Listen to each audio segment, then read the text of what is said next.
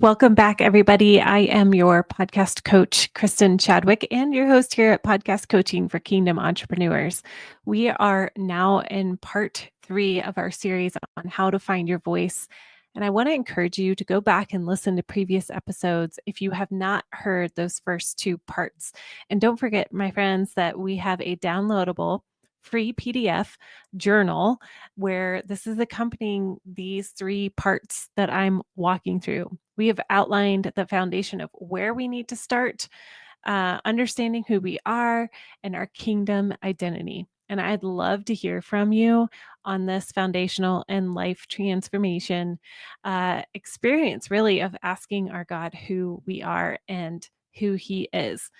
We will be forever in this intimate, beautiful relationship with Jesus, leaning in and seeking Him and allowing Him to really speak into our hearts. Uh, as I was preparing for this, I was thinking about Joshua in the Bible. If you guys don't know the Passion Translation, I encourage you to go pick it up because they just came out with Joshua, Judges, and Ruth, and some of the Old Testament in the Passion Translation. And it's just wonderful. But anyway, as I was sitting there thinking about Joshua, he was commissioned, just as we are, to be bold and courageous as we are starting to understand who God calls us and who God is calling us to serve. And just like Joshua, he had to hear over and over again, be strong and courageous. And so I want to encourage that with you today as you are finding your voice. Maybe you are starting to launch a podcast in 2025 and you need that courage of be strong and courageous. Or maybe you've had a podcast for many years and you're sitting in that space of, do I continue? Do I tweak things? I encourage you, number one, remember who you are, who He calls you, and who He has called you to serve. Finding your voice and using your voice is brave. And for me, finding my voice and continuing to find my voice still to this day started with slowly but surely writing it out. My safe place was in writing. That was my place to find my voice at the very beginning.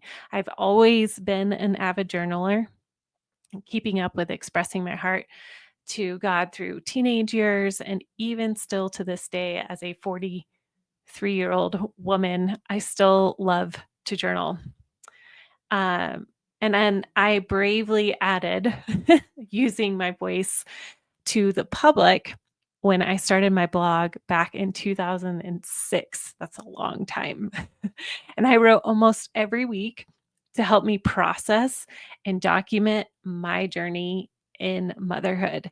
And maybe for you too, it's going to start with just journaling privately, or it's going to be um, writing a post every day on social media. It could be writing poetry. It could be writing letters to your family. There are many ways that you can find your voice, and writing is such a great way to start. And another way, the Lord really has guided me to be brave and use my voice. And just like I talked about in part 2, I shared how God called me His peacock. And when the Lord really revealed this sweet nickname to me that is very specific to me, I it helped me to um, really step out in courage more and more. And one way that that happened was inside of my community of friends here in Colorado.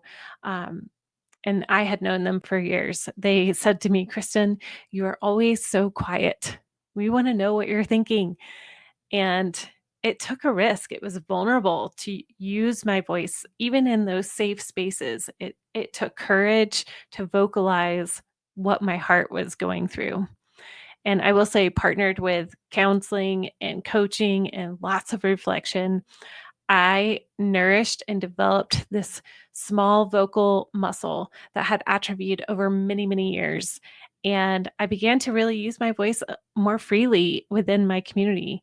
And maybe for you, it is a friend group or counseling or coaching that's going to help you dig into those hidden deep places of our heart that we haven't given voice to in many years. or ever. Another example would be in 2016, I was asked to start my journey in podcasting as a podcast producer for one of my friends who they were leaving the radio world to become podcasters.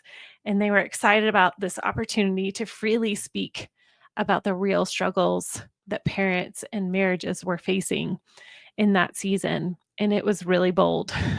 Their leadership in that podcast and their courage was so easy to stand behind because they were unashamed. And for someone who was soft spoken and reserved, I really, really cherished watching my friends who were my leaders and mentors speak with conviction and confidence in what they believed in. And I saw the fruit of watching marriages and parental relationships shift because of their boldness and confidence.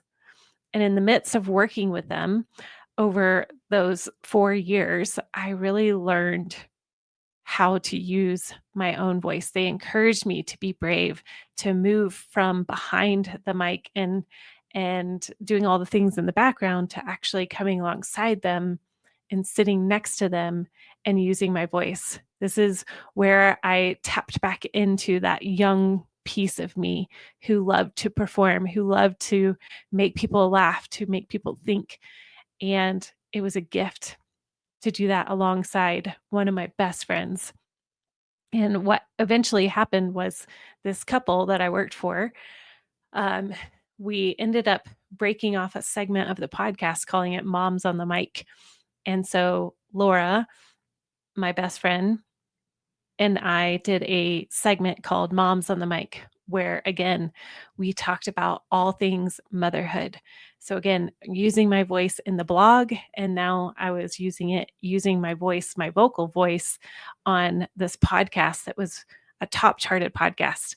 And even though I was scared every time we would press record, it was such a gift. We interviewed people I had admired for years, and we discussed really hard and beautiful moments of motherhood with each other and with our audience. And I knew that it was helping other women. God knew that I needed one of my best friends to sit right next to me and hold space for me to practice using my voice. And maybe that's you.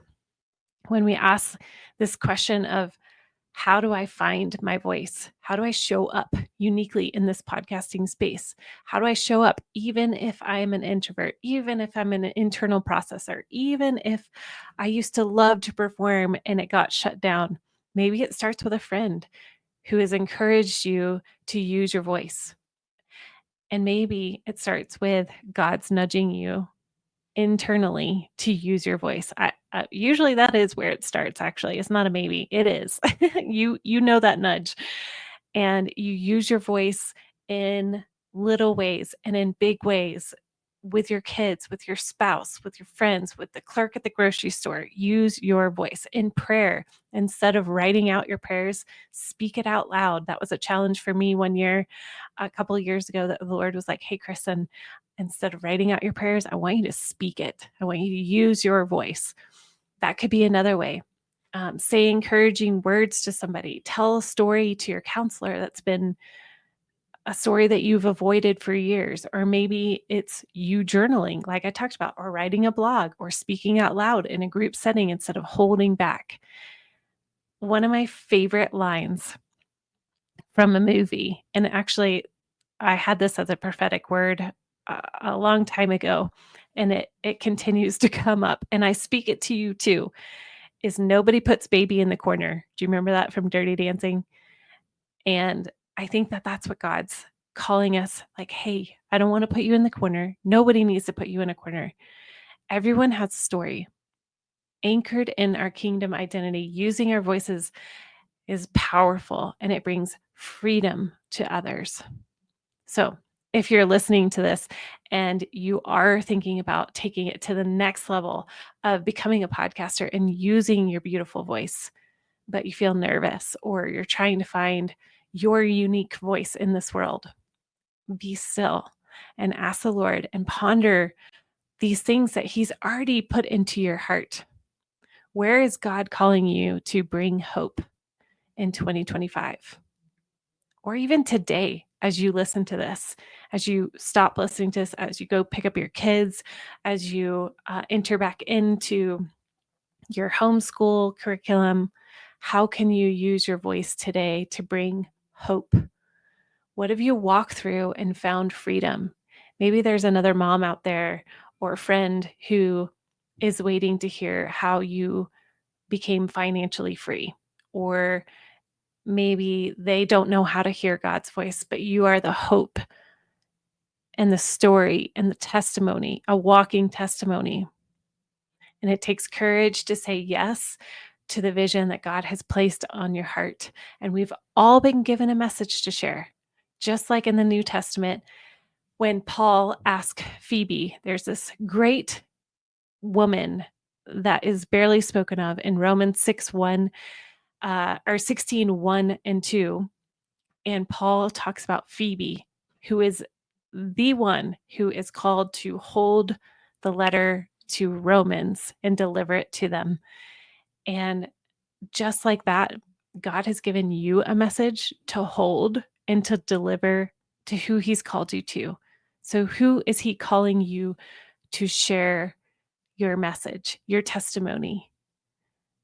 Jesus, thank you for this series. Thank you for teaching me how to find my voice. And I thank you that you're teaching whoever is listening how to find their voice. Lord, I pray that you would meet them in the question this week of what is He calling you to share. And inside the journal, my friends, you are going to find a little moment to connect back with Him. And I encourage you to read Romans 16:1 through 2, and really ask the Lord, what is the message that you are calling me to share? And of course, as always, please reach out. I would love to hear how this has gone for you and how I can support you in sharing your message moving forward. All right, friends, have a great week. Happy podcasting.